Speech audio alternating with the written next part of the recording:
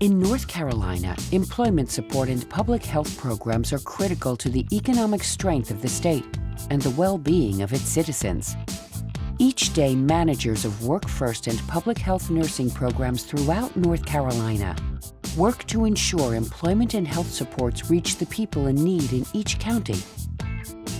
They are also charged with seeking new and more effective ways to improve employment and health outcomes, but often with too few evidence-based programs to guide their actions, or too few resources to implement them. WorkFirst and public health nursing program managers often serve the same population within each county, but are working on separate problems.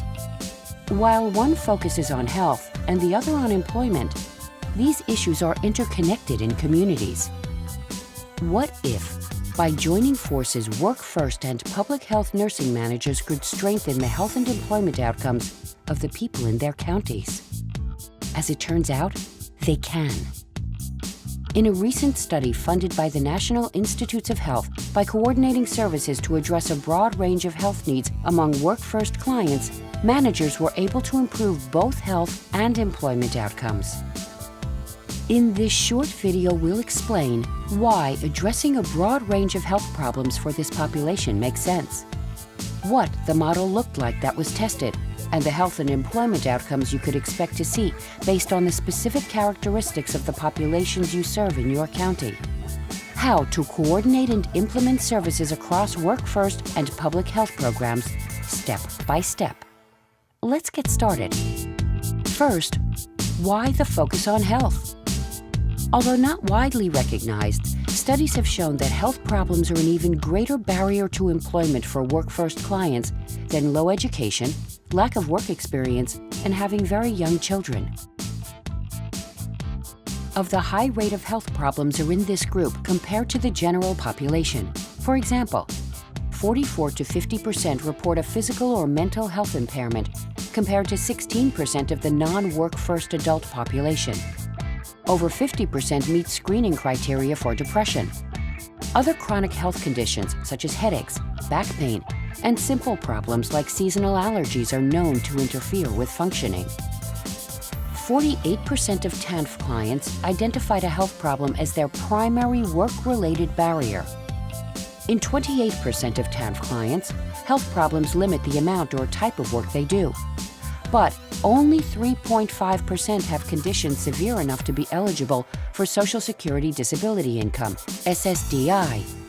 Those with health problems work 5.4 fewer months per year and are less than half as likely to work 20+ hours per week. Current approaches widely used to screen and refer WorkFirst clients for domestic violence and mental health problems have not been shown to improve health or employment outcomes. Despite this, there is a new program model that is well-tested, evidence-based, and has been shown to improve both health and employment outcomes for WorkFirst clients. The public health nursing case management model for welfare to work participants was developed in partnership with program managers, public health nursing experts, and clients enrolled in WorkFirst equivalent programs in Florida. It was tested in nearly 450 women.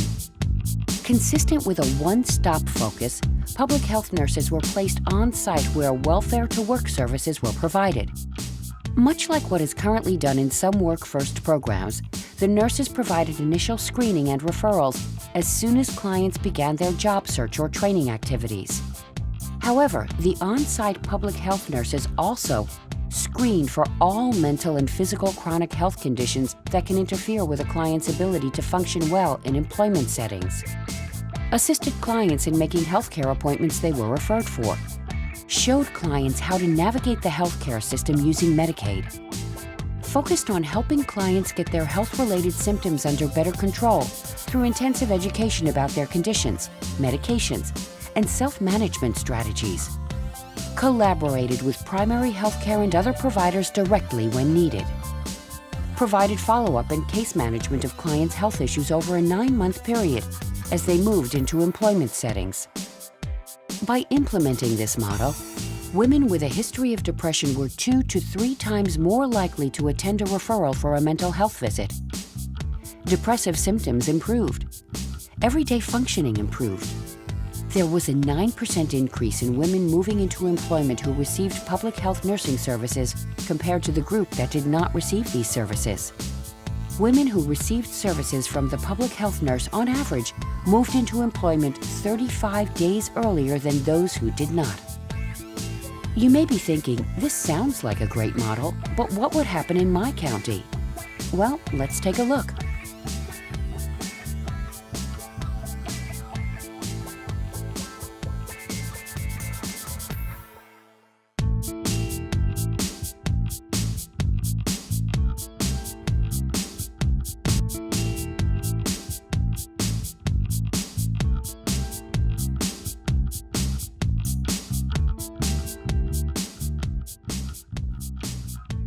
Adopting this evidence-based approach is not difficult.